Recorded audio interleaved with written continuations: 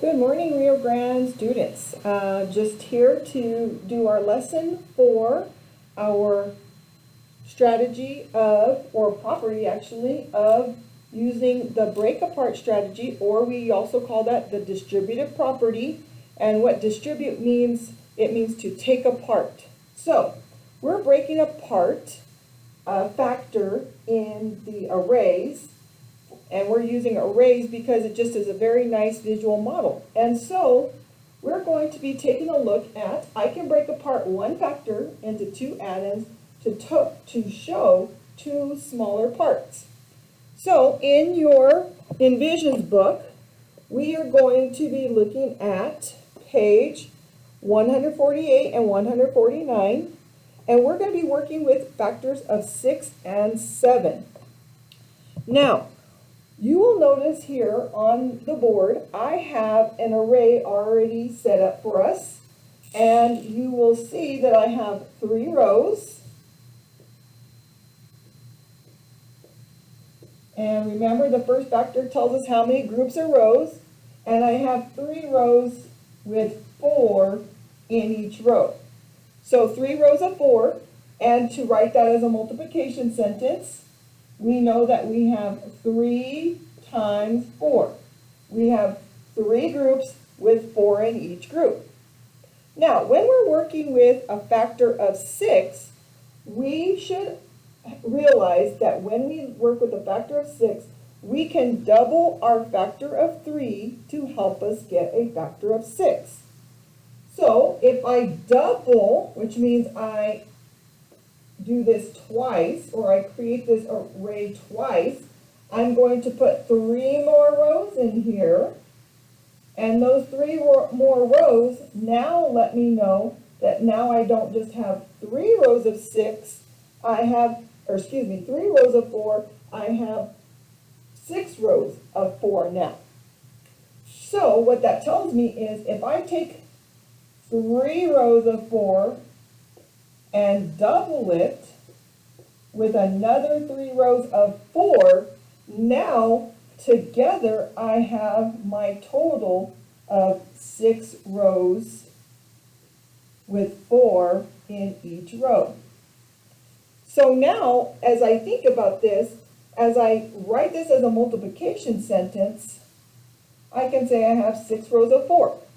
And if you know 3 times 4, fairly quickly, and that's what we're working towards, fluency, so keep working on your MobiMax fact fluency. We're going to see that these 3 rows and 3 rows are now being created to make 24 total objects. Now, to write this is an equation and it being broken apart, we notice that the first factor right here is what's being broken up into 2 groups, or 2 groups of 3. These rows are being broken up. So when we write an equation using our first factor, we're actually breaking this up as 3 rows and 3 rows. And each one of those is going to be 3 rows of 4 and 3 rows of 4. So to write this, I'm going to take my first, remember this is the first factor, and I'm writing how I broke that factor up. And it's going to be in the very first factor of each equation. Now, the multiplying by 4 is going to stay the same because we didn't break up the number in each row. We only broke up the number of rows. So we have a 3 times 4, 3 rows of 4, and a 3 times 4, and 3 rows of 4. So now, sometimes people like to put parentheses around these just to keep them separated and show that they're 2 separate arrays, but they go with the whole array. So we would add those together once we find that. So we know that we have 1, 2, 3, 4, 5, 6, 7, 8, 9, 10, 11, 12.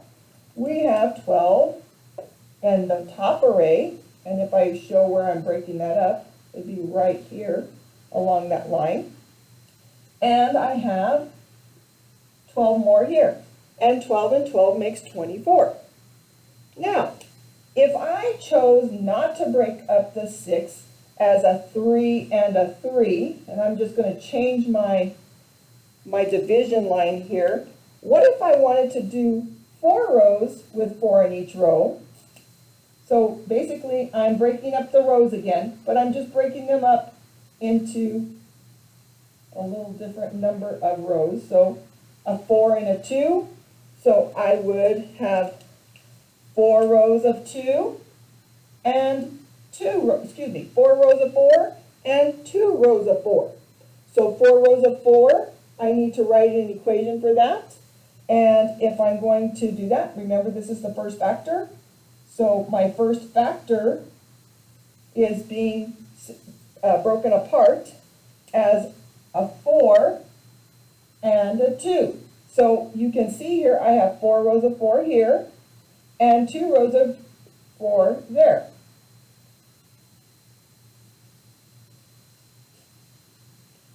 We can also break it up as 5 rows of 4 and 1 row of 4. So 5 rows and 1 row. So we broke this up as 5 and 1. 5 rows and 1 row. So I'm changing, again, I'm changing how I'm breaking up those rows into smaller groups. And so now my division line is not here, but it's here. So I have 5 rows of 4 and 1 row of 4.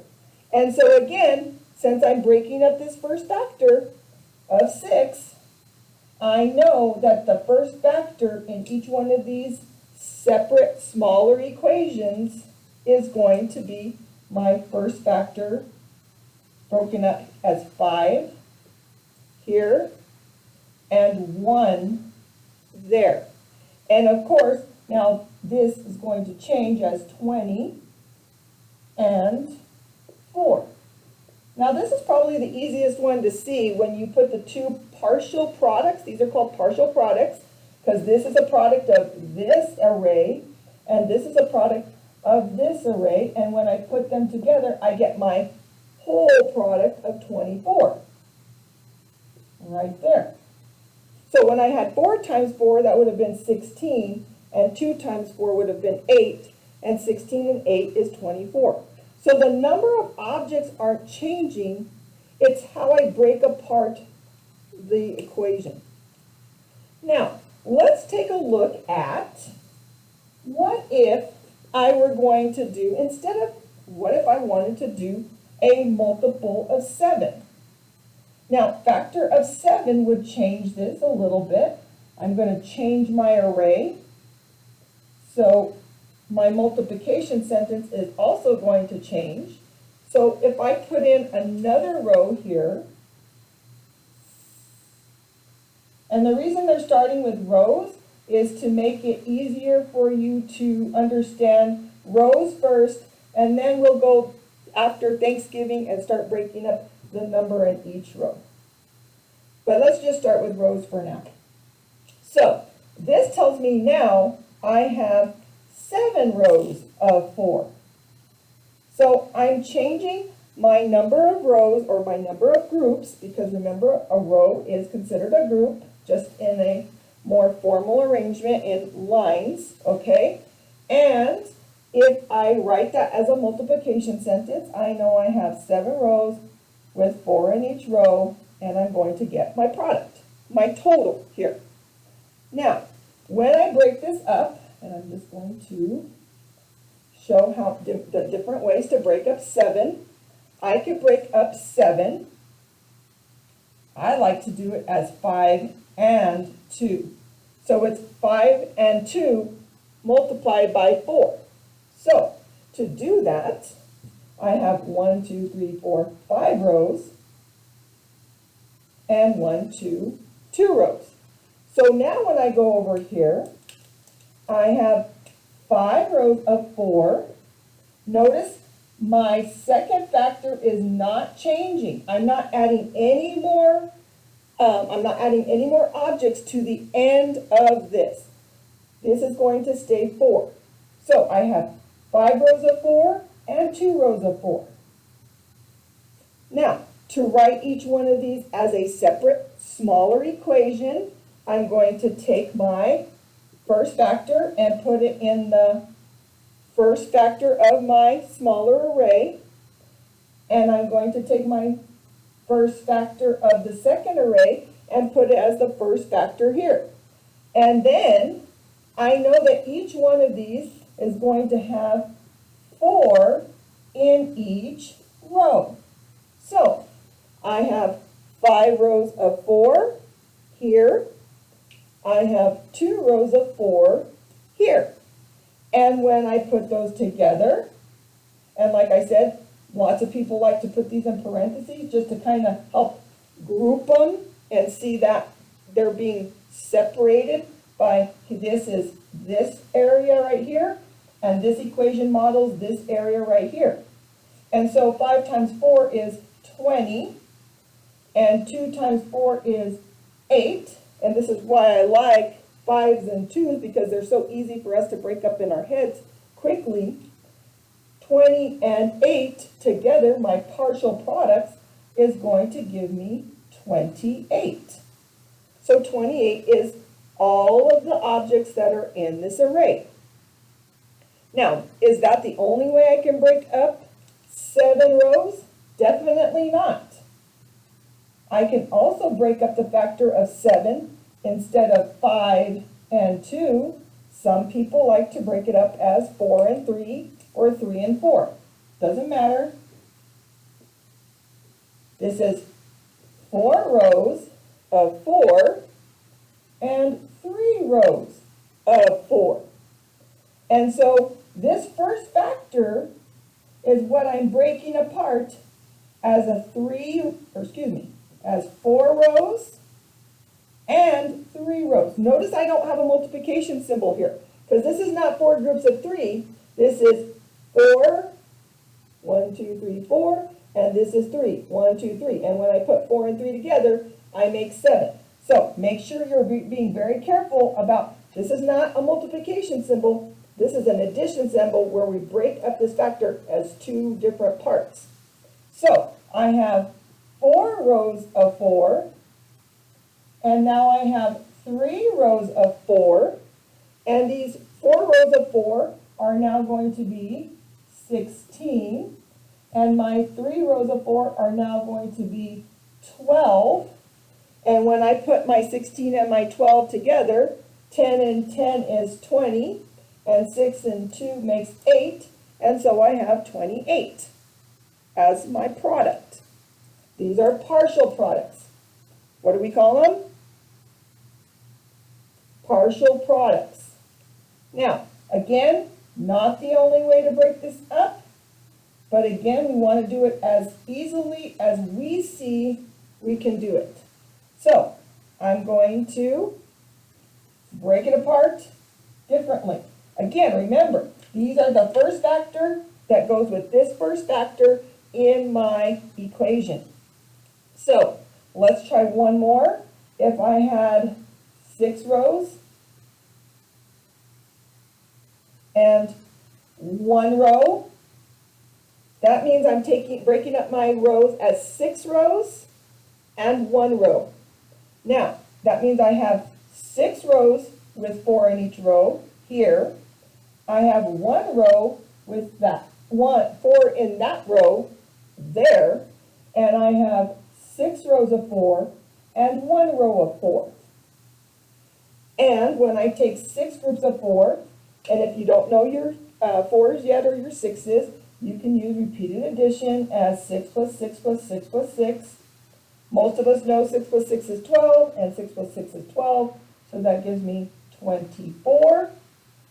If I go ahead and add that partial product to the 4 here, that would make these 4 in this row, then I could take my 24 and my 4 and put them together as 28.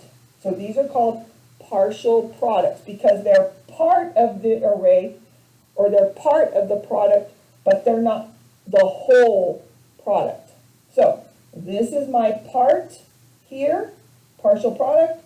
This is a part here, partial product, and together they make the whole product, which is 28. So that is our activity for today. You will need to use a piece of paper to go along with your assignment. We have 1 through 6. So let me just do 1 and 2 with you real quick on page 148 and 149. I have a 6 times 10, okay, a 6 times 10.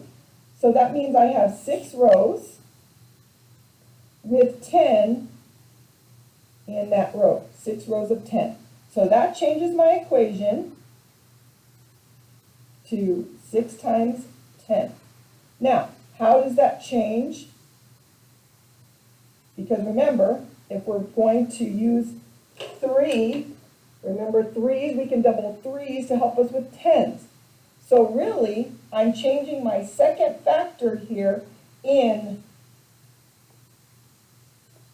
my equation. Now, of course, I'm going to need to change my array, but for time, we're going to leave this here showing so that I can just fill that in as we go.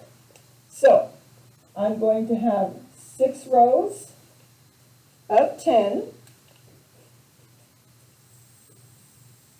and that means that there would be 10 in each row. So if I do 6 rows of 10, what if I did 3 rows of 10 to start with?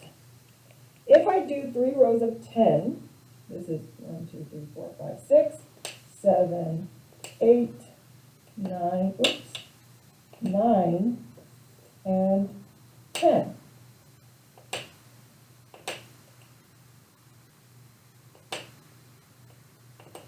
Now, if I know that my top is 3 rows of 10, that means I could take these 3 rows of 10 twice or double it. And when I double that, I end up with 6 rows of 10. So really what we could do is we can double our factors of 3 to get a double for the product of 6s. And I'll demonstrate for you how we do that. So I'm out of purple counters, so I'm just going to add some green counters. Again, it's not going to matter how many or what color they are, but how many are in each row. So as long as I have 6 groups of 10, we're good. All right, so I have my 6 rows of 10. Just like I just said a little moment earlier, 3s are usually a good starting place, or maybe a 5 and a 1. Depends on what you feel more comfortable with. So, oops, I forgot. We had 7 rows there earlier, so this is no longer 7 rows, it's 6 rows. So, thank you. I figured that out. So, 6 rows with 10 in each row. So now, I broke it up as 3 rows of 10. So, my 3 here is my first factor here, and my 3 here are my 3 rows that go in my first factor here. Now, since I know that I have 3 rows of 10, or 3 rows with 10 in each row, 3 rows of 10, 3 rows of 10, now I can take my 3 rows and 3 rows, and that's going to make my 6 rows right here. So, 3 rows and 3 rows. And when I say and, we're putting a plus symbol here because that means we're putting them together. 3 and 3 makes 6. And 3 times 10, I want to put that in black so that it doesn't confuse you with your, this is 10 here. So I have 3 rows of 10 here. and I have 3 rows of 10 here, and then we would have 30 and 30, and together that makes 60 total. Partial product, partial product. Now, is that the only way I could do this? Definitely not. I could do this as 4 rows and 2 rows. That means that this would become 4 rows of 10 and 2 rows of 10. I could do it as 5 rows of 10, which would be 50, and 1 row of 10, which would be 60. So this would be a 5 and a 1 here. Many different ways that I could break it up, but again, it's to your preference and how you choose to break it up. Now let's take a look at number 2. Number 2 is 7 times 6, so I have 7 rows with 6 in each row. So I'm just going to take off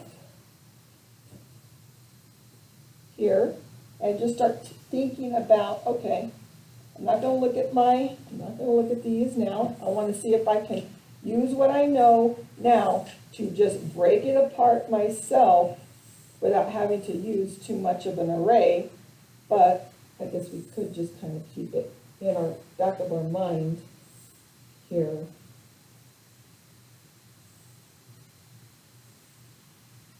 So that is 6 rows of 6, and we have 7 rows of 6. So I'm going to go by 2s here just to make it quicker. Okay, so 7 rows of 6. So again, my equation to start with is my 7 rows and my 6 in each row. Now, again, remember I told you, right now they're just getting you comfortable with breaking up the rows. So we have 7 rows with 6 in each row. Now this is actually one of those ones that you could use the community property and do 6 times 7 and use 3 and 3, 4 and 2, 5 and 1, but let's keep it as 7 for now. So 5 rows, or excuse me, 7 rows of 6. Now, of course, this second factor is going to change because we have the number of objects that go in each row is going to be 6, and that's our second factor. So that goes in the second factor of your first and your second factor of your smaller equation here, or expression in some cases. Now, if I break this up as a 5 and a 2, that tells me that I'm going to, my first factor is going to be 5 groups of 6 and 2 groups of 6, or 2 rows of 6. So 5 rows, I'm going to show where that goes. 5 rows of 6 is 30, and 2 groups of 6 is 12, and when I put those together, my complete product is 42. Partial product, whole product. Put all of it together. Now, are arrays the only way that we could do this? Definitely not. We could also think about it as groups. So let's think about a problem that wouldn't necessarily be an array, but might be a group. So let's take boys and girls. So if I had 2 girls in my classroom, and I had 4 boys in my classroom,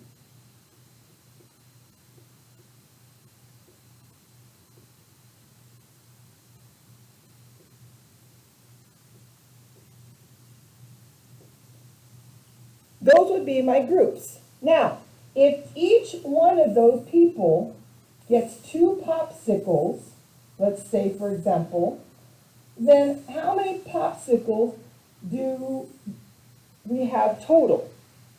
So if we think about it this way, we have 2 smaller groups, the boys and the girls, but the whole group is 6 people.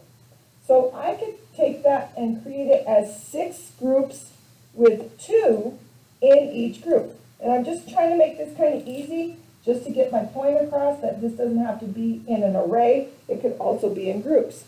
So now when I have 6 groups of 2, most of us would say, oh, 2, 4, 6, 8, 10, 12, right? However, I want you to understand that we have 2 smaller groups inside of our 6 groups. So that tells me that I have my boys and my girls.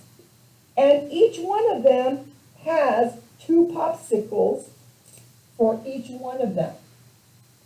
So to think about this as 2 smaller equations, I could say I have 4 groups of 2 popsicles each and 2 groups of 2 popsicles each.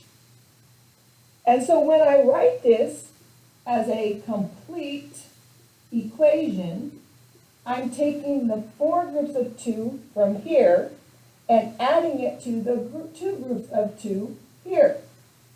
And I'm adding it because I'm going to combine 2, 4, 6, 8 with 2, 4. And that's going to give me my 12 total popsicles there. So again, it doesn't have to be an array. It could be in, let's just take 2 smaller groups and let's use our break apart strategy for 2 smaller groups. So I hope that's a very clear understanding of how to break up your 6s and 7 factors into 2 smaller parts and use those 2 smaller parts to help you. Now, when you go to number 8, please make sure you draw yourself an array for number 8.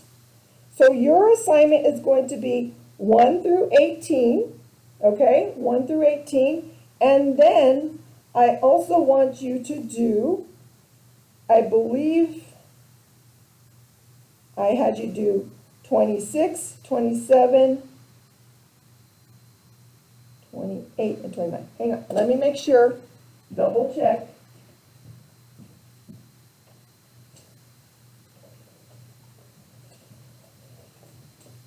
I apologize, I forgot which ones I assigned you guys to do.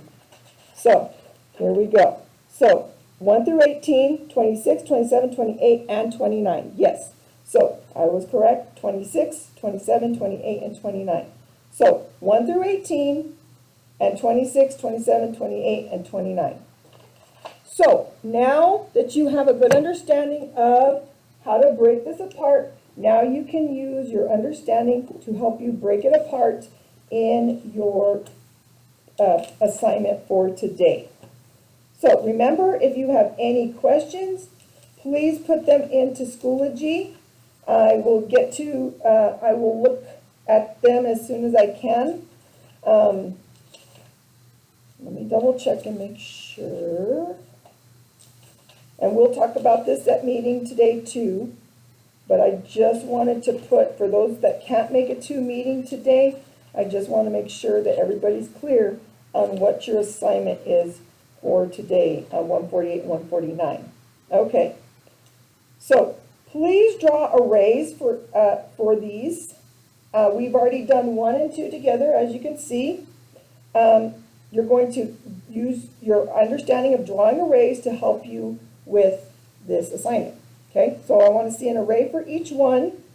For 26, it's not an array. There's a picture there, and it's showing you multiples. So think about your multiples. 27 is a model, and you will notice that they actually took the top off and moved, or I guess they could take the bottom off too, but they moved the row separately away from the rest of the row. So really and truly, you could have 5 groups of 6 here and 1 group of 6 there. And it's just separated as 5 and 1 here. So that's basically what they did for number 27. They took a row and shifted it over away from the rest of it. But it's still going to be 7 rows of 3. And that's it. If you, like I said, if you have questions, please let me know. And have a great day, guys. It's Thursday. We're almost at the weekend.